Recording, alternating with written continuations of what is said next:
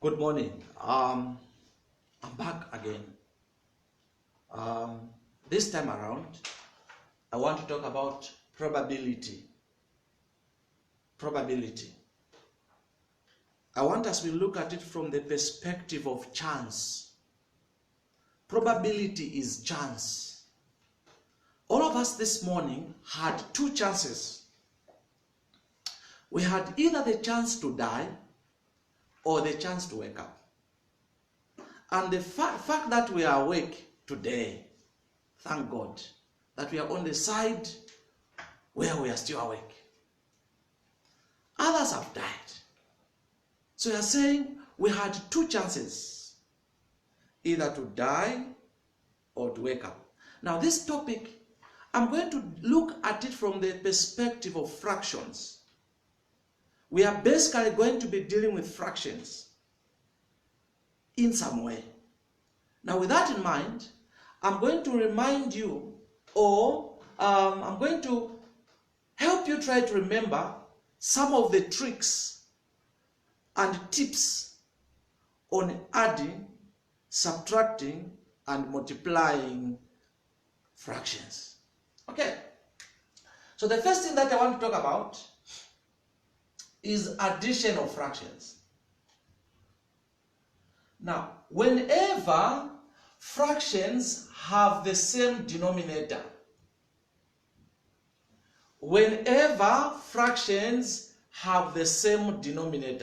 you can add the numerator direct and maintain the denominator. So, whenever fractions have the same denominator, add the numerators direct and maintain the denominator. And in this case, we are saying this answer will be a 7 out of 10. All right? If the same condition, if fractions still have the same denominator and you are subtracting, you can subtract direct provided the denominator is the same. So this will be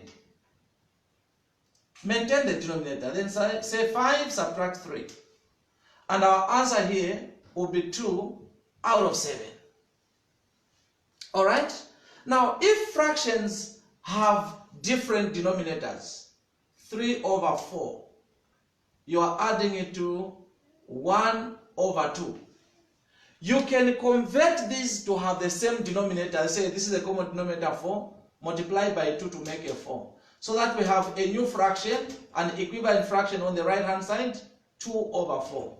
You can see, each time you have this, the denominators being the same, then we can simply say, we can add the numerators direct, maintain the denominator. This will give us 5 out of 4, which will end up to be 1 1/4.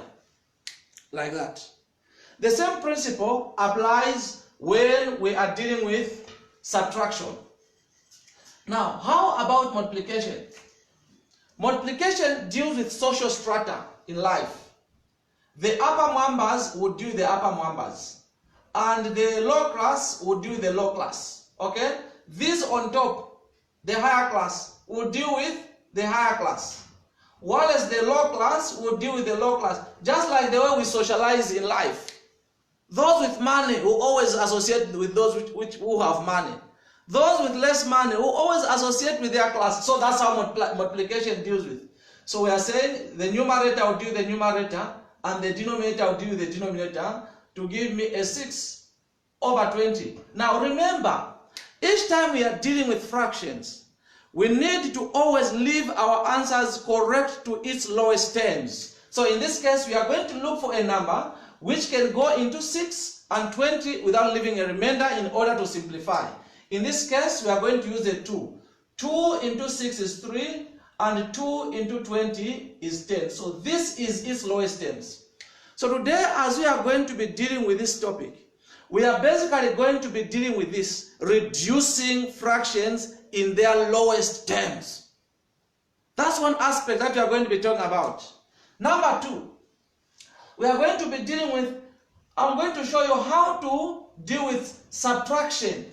Subtracting a fraction from 1. Subtracting a fraction from 1.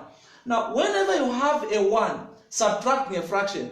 It's as easy as just subtracting the numerator from the denominator. So we are saying 1 minus 3 over 10 is the same as 10 minus 3 to give us 7 over 10. Okay? Very easy. Very easy.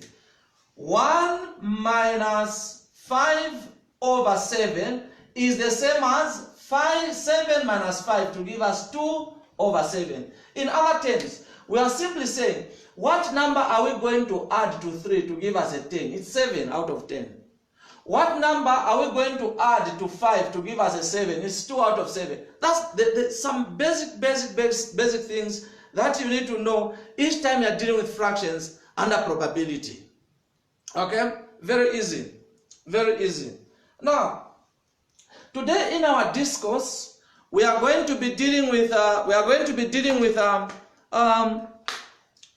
few things that you need to know. Number one, I'm going to be using a grid, the grid. Okay, the grid. I'll talk about the grid, and then I'll also talk about the tree when it comes to theoretical probability.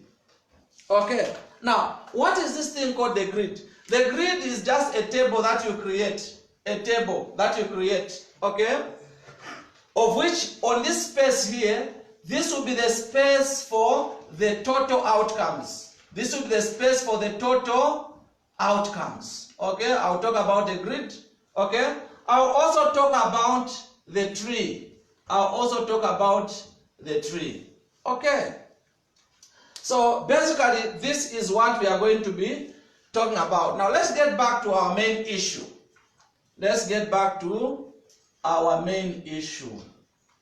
Now, our main issue today is probability.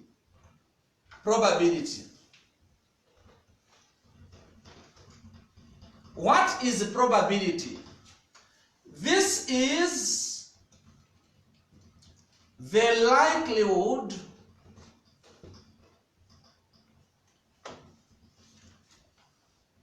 of an event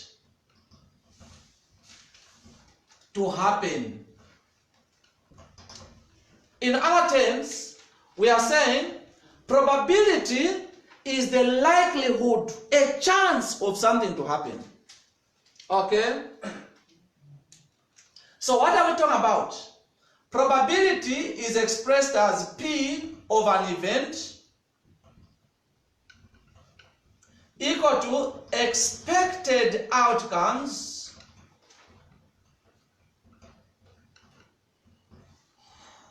over total outcomes. Okay? Expected outcomes over total outcomes. Now look at this. I have expressed this as a common fraction. What you are expecting out of the total outcomes. Okay? Now you need to be very careful with this bracket here. You should always remember that what we put in the bracket is the event. Okay? If you are calculating probability of something, that which you are calculating should be in brackets here. That event.